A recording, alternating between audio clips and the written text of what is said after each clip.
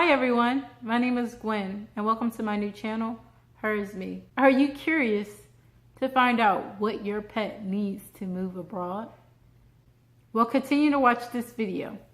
So, this dog goes everywhere with me. She's like my puppy child. She's everything to me. And here she is. I can't really like mess with her back or pick her up rough like I normally do because she got the microchip done not too long ago. Look at the camera. She like, leave me alone. Boop. Nope. Nope. Nope. Okay. She like, leave me alone. Okay. She making noise. There she. First I talked to the vet about like, oh, what do I need and stuff like that. She told me that she had a few clients that had moved their pets over abroad.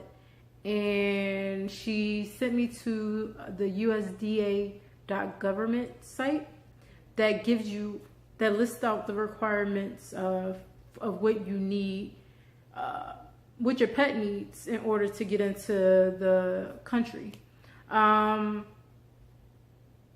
first, when I did my own Google search, I like found all different type of things, but I'm glad I got recommended. I'm glad somebody directed me to a government space that actually gave me, I want to say the right requirements because I don't know what it was 5 years ago or what it was 10 years ago, but a lot has changed since then, and it's like 4 things that she needs. So those 4 things is she needs to have her rabies vaccination. She needs to have a teeter test and be microchipped and a health certificate. And all that needs to be endorsed by the USDA. By the USDA. Nothing that comes after that. So I am going to show you the website. I recommend anybody that's moving their pets out the country to look at this website.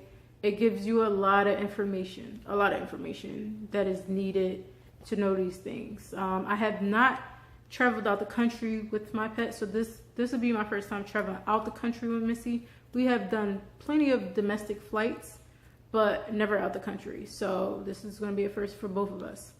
I just recently got her microchipped like last week. And that was easy because I got her teeth cleaned and stuff like that. So I just told them to go ahead and microchip her while they had her under for that. The teeter test, I don't think Banfield does it. And so I have to find another vet and find somebody else. And I think even they do have it on the USDA gov site. They do list the hospitals, the vet hospitals that they have that are endorsed by them. So here's the USDA.gov site that I was talking about. And to find the pet portion of it, just go in and search Pet Abroad.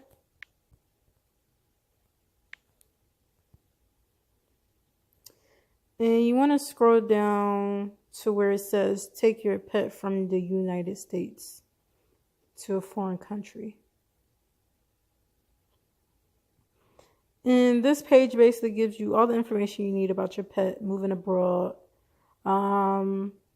You'll scroll down and you'll pick the country that you're moving to. For me, I'm going to click Korea. Passed it. No, I didn't. I know how to ABCD stuff. Hold on, there you go. View requirements. And then expand the pet dogs and cats. I have a dog. And then these are the requirements. So the requirements are the rabies vaccine and the test. So she needs to have her shot and she needs to take the rabies neutralization antibody test. She needs to be microchipped, which needs to be ISO compliant, and she needs a health certificate that needs to be issued by the USDA. Yeah, endorsed by USDA. Okay, that's what I thought. And then if you see below, see the asterisk near the test and the microchip? They're saying that they'll hold your, you don't have to get that stuff done. You can wait until you get to the country and get it done while your pet is in quarantine. Like your pet won't be able to get into the country. It'll stay at the airport in a quarantine area. While that test is being done and while they get their microchip. And who knows how much that stuff costs over there. Like, it's just best to go ahead and get it done now and avoid the whole quarantine situation. Some more information here for military. For the airlines, so we are taking Delta, and normally on my domestic flights I don't need anything, but because it's the international flights, I think the guy told me that they do need her rabies, a document about her rabies. So I was thinking, like, I'm gonna have all this information. They can see her health certificate as well. That should cover, everything. And that's pretty much it. I thought it was going to be like a whole lot. And what I was seeing from the different forms and stuff I read before I was sent to this government site, it was a lot more information, which made me nervous. But when I saw this was like, okay, you only need this stuff. So yeah, that's it on the USDA site. You should definitely check it out. Pick the country that you're even traveling to or you're moving to, and they'll give you what is required. Let's see what else. I just wanted to share the Banfields with you as well, because I was wondering how I was going to maintain, all her shots and stuff like that. And so we plan to come back to the States once a year, or maybe even more time, 2 or 3 times a year. And I was thinking, because Banfield is a yearly subscription, you do pay monthly, but if you cancel it, you're still required to pay for the remaining of the year. So I think I just recently, it was this year I signed up for Missy again, so it will probably take me out till next February, or it might even be around my birthday, April. I'm not even sure. I have to check that. But I didn't get it to renewal because when I was over in Korea, one of the guys had 2 dogs, so they found a veterinarian near the base that they love. So I was like, I'll be able to have somebody over there as well and keep up with her shots and stuff. But the fact that I'm paying for it, I'm going to use it. So I'm pretty sure I'll be back over here in the States beginning of next year sometime, and I'll make sure she just have all her shots up to date and stuff like that, just to get my money's worth. I'm literally paying money for it, so I'm going to use it.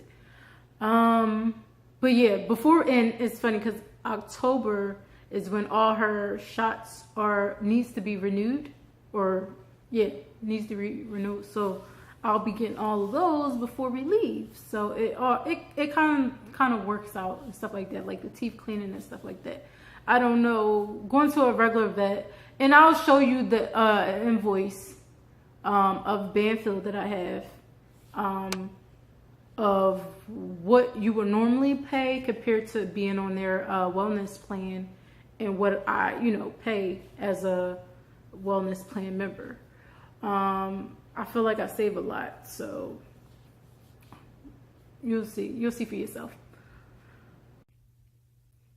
So here's the invoice that I was talking about. That the total is $460. The regular price of everything is $460, and then I only paid $127. And I actually paid the wellness plan on here, which is $47.25. And what that includes is free office visits, which is regularly at $43.95. All her vaccinations, I think I only pay like 25 or 50%. No, probably like 25. It's not a lot.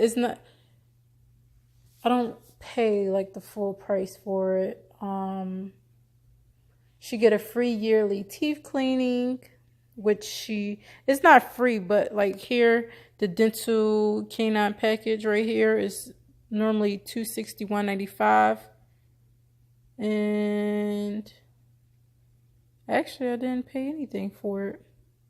Yeah, it's part of the package. The only thing I paid for was that there's a medicine that she has to take before getting put under. And that's what she got, which was $18.84. So yeah, that is part. So dental is part of the package. Her vaccinations, rabies, like the normal checkups, yearly checkups that they get.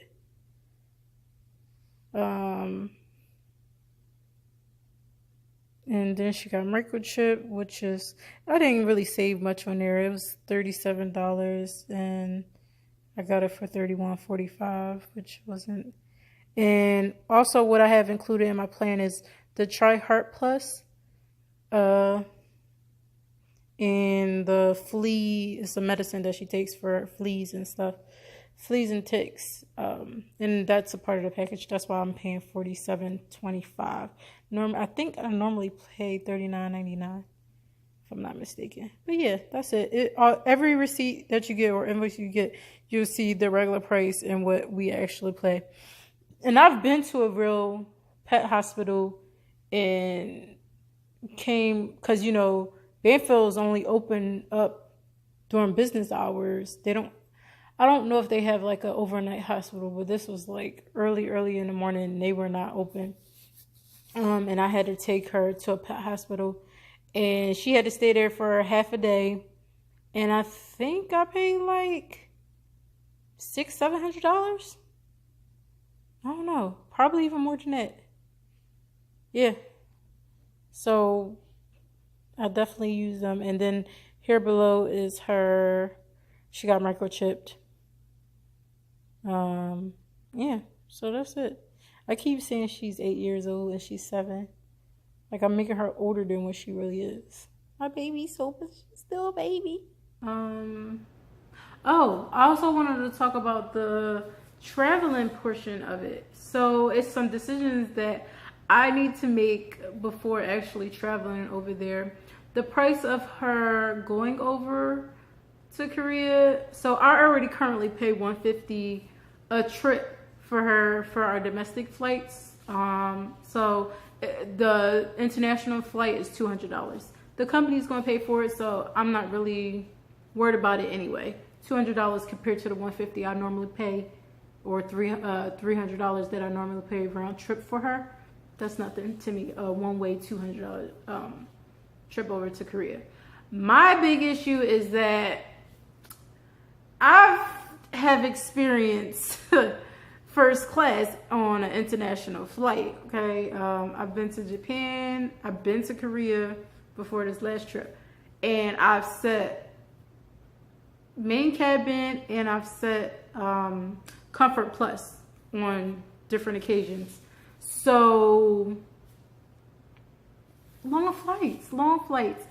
And I got a little taste of first class going there and coming back from my last Korea trip.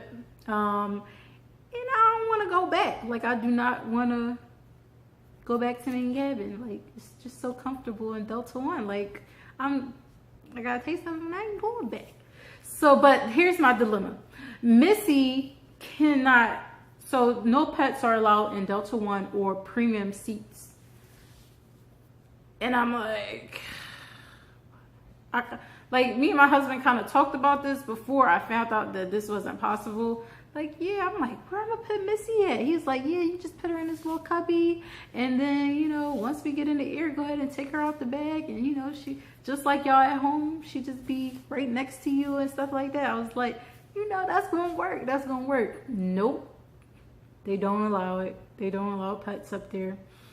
Because the chairs turn into beds, there is no space. They're saying there's no space. I would have made it work. It's my dog. I would have made it work. She would have been out and about with me, you know, just climbing all over me. She would have stayed still because, you know, like right now, she's right next to me. She just would have stayed still. We would have been watching TV.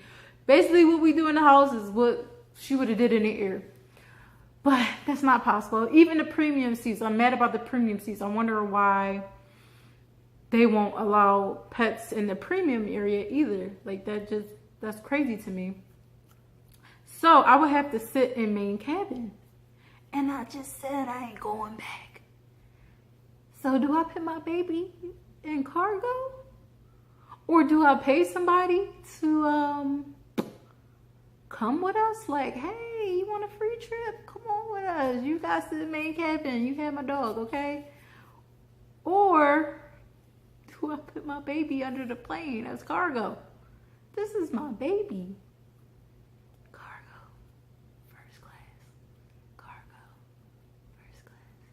I don't know.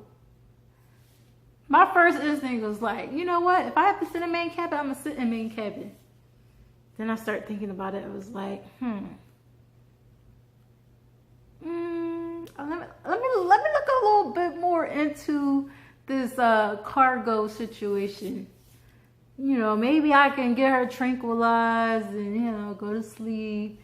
And, you know, I don't have to worry about the bathroom part and stuff like that. And she'll be safe. Get a nice big cage, put a little blanket in there, get the little water thing going. Like, I don't think she need that if she's tranquilized. I'm not sure. So anyway, I gotta do some research and really figure out what all this entails of putting your dog as cargo. Because I feel like that's crazy. I mean, that's kind of bad. Like, I'm a bad parent for putting her under there. But big dogs, they don't have no other choice but to go under the plane too. But she my baby. I carry her wherever I go. So that's what I got to think about. What y'all think? Do y'all think I should sacrifice my first class and go to main cabin? Or do you think I should go to first class and put her in cargo? Or I still have that option and say, hey friend,